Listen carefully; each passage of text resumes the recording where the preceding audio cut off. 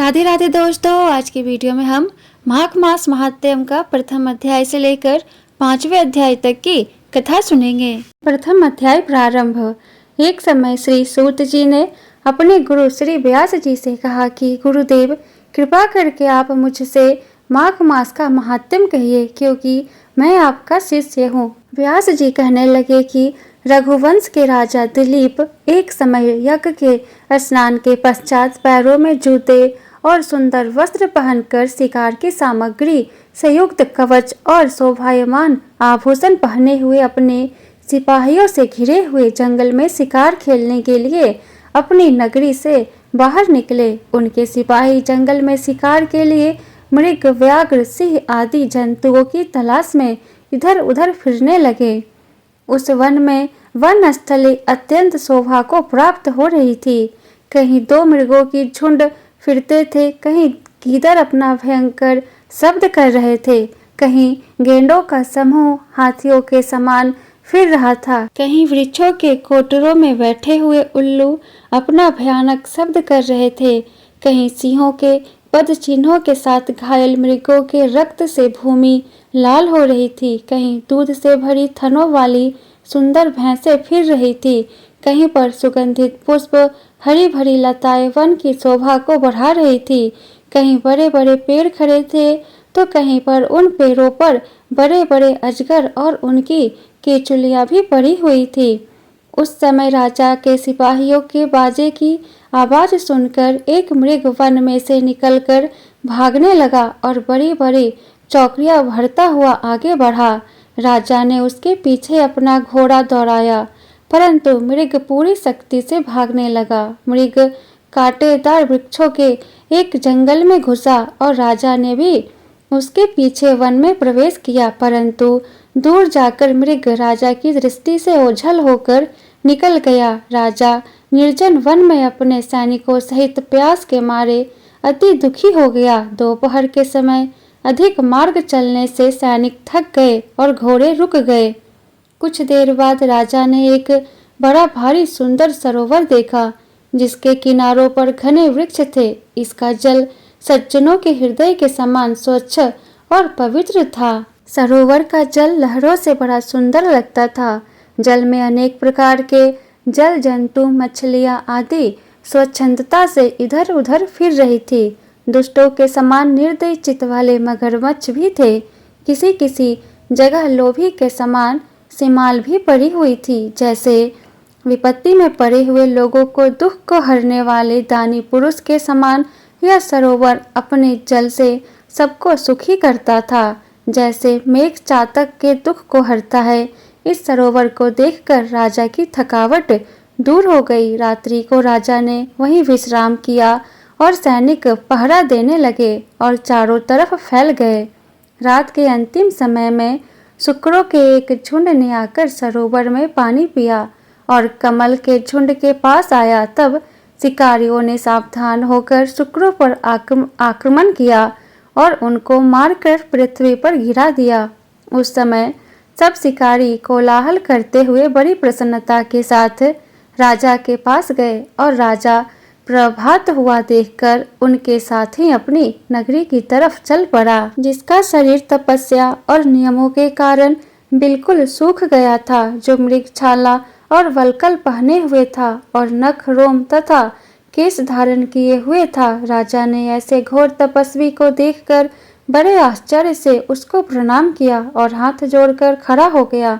तपस्वी ने राजा से कहा कि हे राजन, इस पुण्य शुभ माघ में इस सरोवर को छोड़कर तुम यहाँ से क्यों जाने की इच्छा करते हो? तब राजा कहने लगा कि महात्मन, मैं तो माघ मास में स्नान के फल को कुछ भी नहीं जानता। कृपा करके आप विस्तार पूर्वक मुझको बताइए। इति माघ मास महात्म्यम प्रथम अध्याय संपूर्ण। बोलो विष्णु भगवान की जय, कृष्ण भगवान की जय, लक्ष्मी नारायण की जय। दूसरा अध्याय प्रारंभ। राजा के ऐसे वचन सुनकर तपस्वी कहने लगा कि हे राजन, भगवान सूर्य बहुत शीघ्र उदय होने वाले हैं, इसलिए यह समय हमारे लिए स्नान का है, कथा का नहीं। सो आप स्नान करके अपने घर को जाओ और अपने गुरु श्री वशिष्ठ जी से इस महात्म्य को सुनो। इतना कहकर तपस्वी सरोवर में स्नान के लिए चले गए और राजा भी विधि पूर्वक सरोवर में स्नान करके अपने राज्य को लौटा और रानीवास में जाकर तपस्वी की सब कथा रानी को सुनाई। तब सूत जी कहने लगे कि महाराज, राजा ने अपने गुरु वशिष्ठ जी से क्या प्रश्न किया और उन्होंने क्या उत्तर दिया, सो कहिए।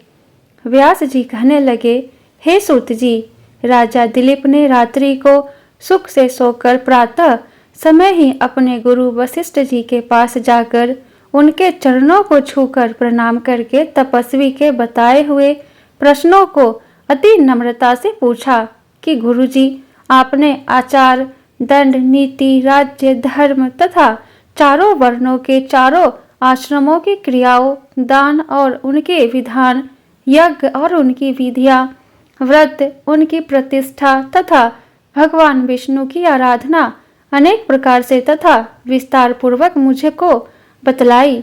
अब मैं आपसे माघ मास के स्नान के महात्म्य को सुनना चाहता हूँ। सो हे तपोधन, नियम पूर्वक इसकी विधि समझाइए।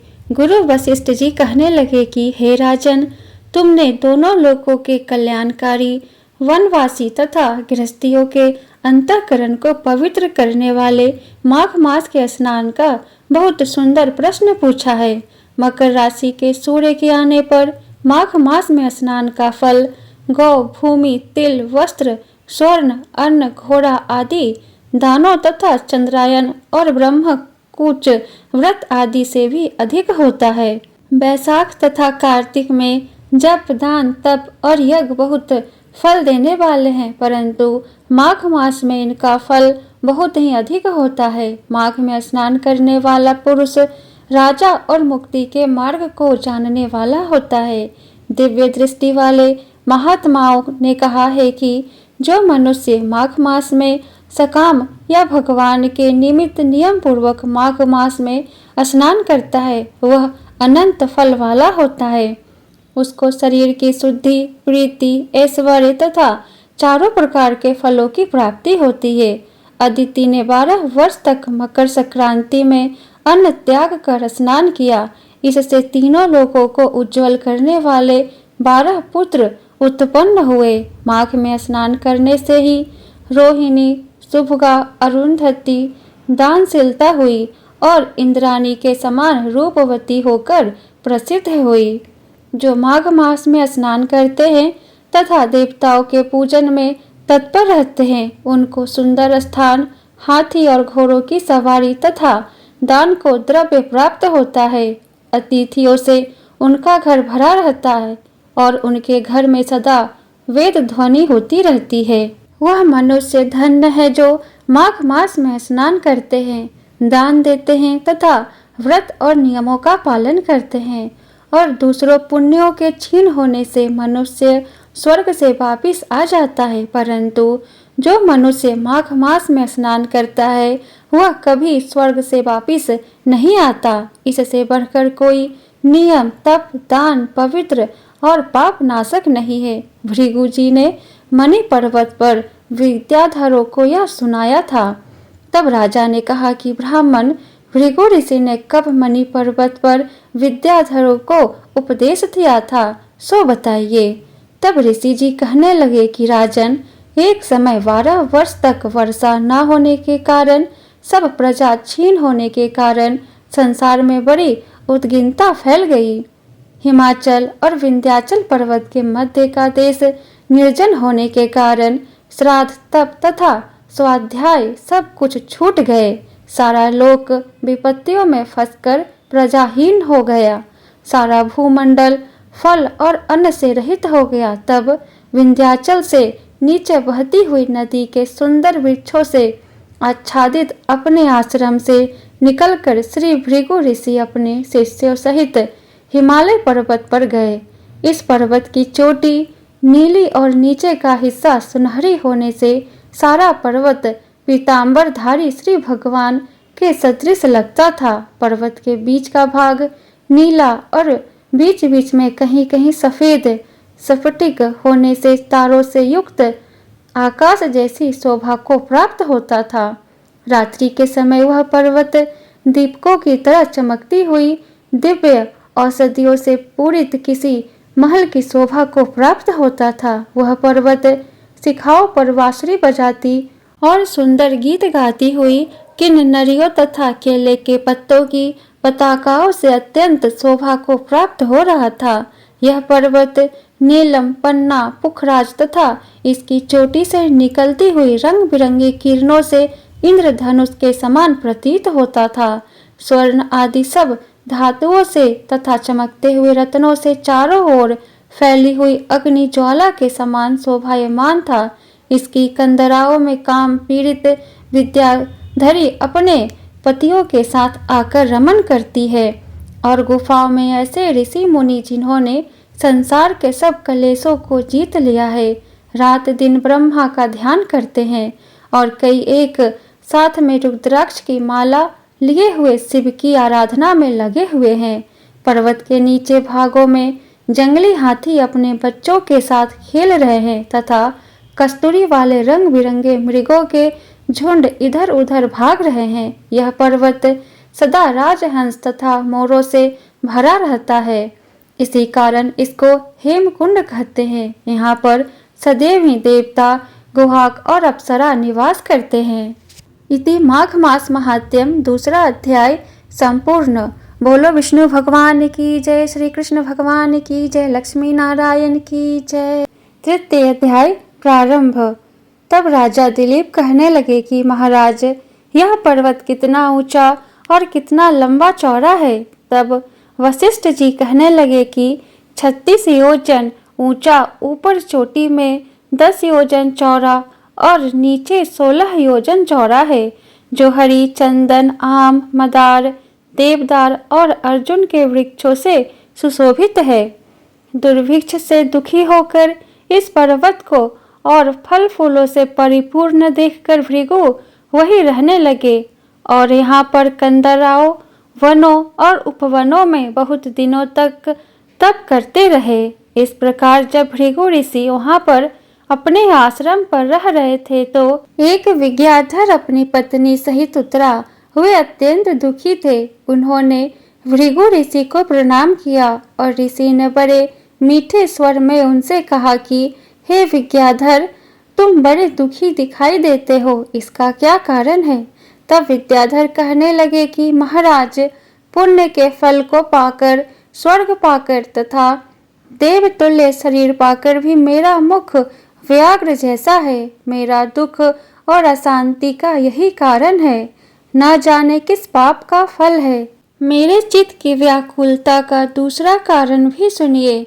मेरी पत्नी अति रूपवती, मीठा वचन बोलने वाली, नाचने और गाने की कला में अति प्रवीण, शुद्ध चित्त वाली, सातों सुरों वाली, वीणा बजाने वाली, जिसने अपने कंठ से गाकर नारद जी को प्रसन्न किया, नाना स्वरों के नाद से वीणा बजाकर कुबेर को प्रसन्न किया, अनेक प्रकार के नाच ताल से शिवजी महाराज भी अति प्रसन्न और रोमांचित हुए।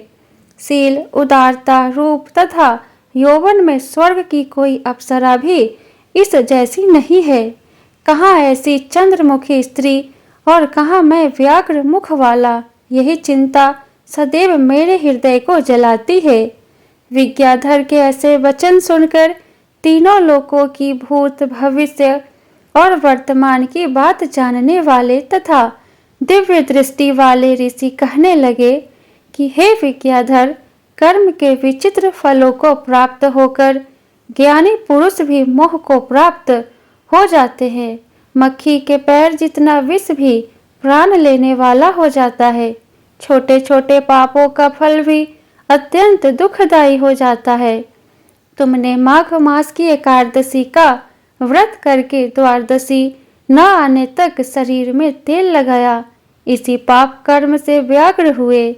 एकादशी के दिन उपवास करके द्वादशी को तेल लगाने से राजा पुरुरवा ने भी कुरूप शरीर पाया था। तब वह अपने कुरूप शरीर को देखकर दुखी होकर हिमालय पर्वत पर देव सरोवर के किनारे पर गए। प्रीति पूर्वक शुद्ध स्नान कर कुशा के आसन पर बैठकर भगवान कमल नेत्र, शंख, चक्र, गदा, पद धारण करने वाले पीताम्बर पहने वनमाला धारण किए हुए विष्णु का चिंतन करते राजा पूर्वा ने 3 मास तक निराहार रहकर भगवान का चिंतन किया। इस प्रकार 7 जन्मों में प्रसन्न होने वाले भगवान राजा के 3 महीने के तप से ही अति प्रसन्न हो गए और माघ की शुक्ल पक्ष की एकादशी को प्रसन्न होकर भगवान ने अपने शंख के जल से राजा को पवित्र किया। भगवान ने उसके तेल लगाने की बात याद दिलाकर सुंदर देवताओं सा रूप दिया, जिसको देखकर उर्वशी भी उसको चाहने लगी और राजा कृतकृत्य होकर अपनी पुरी को चला गया। भृगु ऋषि कहने लगे कि हे विद्याधर, इसलिए तुम क्यों दुखी होते हो? यदि तुम अपना यह राक्षसी रूप छोड़ना चाहते हो तो मेरा कहना मानकर जल्दी ही पापों को नष्ट करने वाली हेमकूट नदी में माघ में स्नान करो, जहाँ पर ऋषि सिद्ध देवता निवास करते हैं। और मैं इसकी विधि बतलाता हूँ। तुम्हारे भाग्य से माघ मास आज से 5वें दिन ही आने वाला है। पौष शुक्ल एकादशी से इस व्रत को आरंभ करो। भूमि पर सोना, जितेंद्रिय रहकर दिन में 3 समय स्नान करके महीना भर निराहार रहो। सब भोगों को त्याग कर तीनों समय भगवान विष्णु का पूजन करो। जब तुम द्वादशी को शिवजी स्रोत और मंत्रों से पूजन करोगे तो तुम्हारा मुख देखकर सभी चकित हो जाएंगे और तुम अपनी पत्नी के साथ सुखपूर्वक क्रीड़ा करोगे। माघ मास के प्रभाव को जानकर सदा माघ में स्नान करो। पाप दरिद्रता से बचने के लिए मनुष्य को सदा यतन से माघ मास का स्नान करना चाहिए। स्नान करने वाला इस लोक तथा परलोक में सदा सुख पाता है। वशिष्ठ जी कहते हैं कि हे दिलीप, भृगु के यह वचन सुनकर वह विद्याधर अपनी स्त्री सहित उसी स्थान पर पर्वत के झरने में माघ का स्नान करता रहा और उसके प्रभाव से उसका मुख देव दृश्य हो गया और वह मणिग्रीव पर्वत पर आनंद से रहने लगे। भृगु जी भी नियम की समाप्ति पर शिष्यों सहित इवा नदी के तट पर आ गए। इति माघ मास महात्म्यम 3य अध्याय संपूर्ण। बोलो विष्णु भगवान की जय, लक्ष्मी नारायण की जय, श्री कृष्ण की जय। 4th अध्याय प्रारंभ। श्री वशिष्ठ जी कहने लगे कि हे राजन, अब मैं माघ के उस महात्म्य को कहता हूँ जो कार्तवीर्य के पूछने पर दत्तात्रेय ने कहा था। जिस समय साक्षात विष्णु के रूप श्री दत्तात्रेय सत्य पर्वत पर रहते थे, तब महिष्मति के राजा सहस्त्रार्जुन ने उनसे पूछा कि हे योगियों में श्रेष्ठ दत्तात्रेय जी, मैंने सब धर्म सुने, अब आप कृपा करके मुझे माघ मास का महात्म कहिए। तब दत्तात्रेय जी बोले, जो नारद जी से ब्रह्मा जी ने कहा था वही माघ महात्म्य मैं तुमसे कहता हूँ। इस कर्म भूमि भारत में जन्म लेकर जिसने माघ स्नान नहीं किया उसका जन्म निष्फल गया। भगवान की प्रसन्नता, पापों के नाश और स्वर्ग की प्राप्ति के लिए माघ स्नान अवश्य करना चाहिए। यदि यह पुष्ट व शुद्ध शरीर माघ स्नान के बिना ही रह जाए तो इसकी रक्षा करने से क्या लाभ। जल में बुलबुले के समान, मक्खी जैसे तुच्छ जंतु के समान यह शरीर माघ स्नान के बिना मरण समान है। विष्णु भगवान की पूजा न करने वाला ब्राह्मण, बिना दक्षिणा के श्राद्ध, ब्राह्मण रहित क्षेत्र, आचार रहित कुल, ये सब नाश के बराबर है। गर्व से धर्म का, क्रोध से तप का, गुरुजनों की सेवा न करने से स्त्री तथा ब्रह्मचारी, बिना जली अग्नि से हवन और बिना साक्षी से मुक्ति का नाश हो जाता है। जीविका के लिए कहने वाली कथा, अपने लिए ही बनाए हुए भोजन की क्रिया, शूद्र से भिक्षा लेकर किया हुआ यज्ञ तथा कंजूस का धन, यह सब नाश के कारण है। बिना अभ्यास और आलस्य वाली विद्या, असत्यवाणी, विरोध करने वाला राजा, जीविका के लिए तीर्थ यात्रा, जीविका के लिए व्रत, संदेह युक्त मंत्र का जप, व्यग्र चित्त होकर जप करना वेद ना जानने वाले को दान देना, संसार में नास्तिक मत ग्रहण करना, श्रद्धा बिना धार्मिक क्रिया, यह सब व्यर्थ है। और जिस तरह दरिद्र का जीना व्यर्थ है, उसी तरह माघ स्नान के बिना मनुष्य का जीना व्यर्थ है।